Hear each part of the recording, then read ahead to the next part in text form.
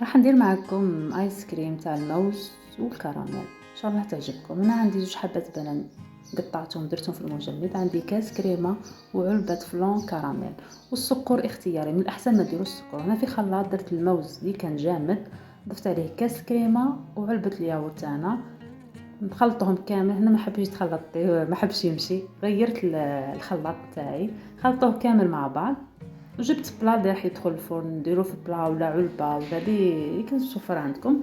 المهم دخلوه في المجمد مده ساعتين، وها هو بعد ما خرج معنا.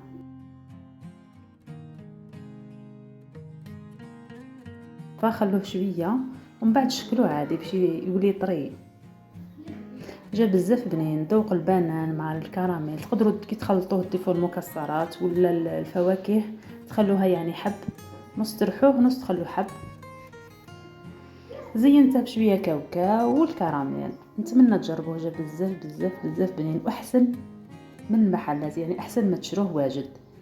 نقول لكم ما تنسوش تشاركوا في قناتي وتفعلوا الجرس، عندي بزاف مشاهده بزاف ضعيفه، مانيش عارفه مبارك من كثره السينيال في في اول بداياتي نتاع اليوتيوب سينيالوني بزاف، على بها مانيش نطلع بزاف عباد. المهم نتمنى تدعموني، واذا ما عجبكمش المحتوى قولوا لي نغيره، هذا مكان. نقول لكم يعطيكم الصحه والسلام.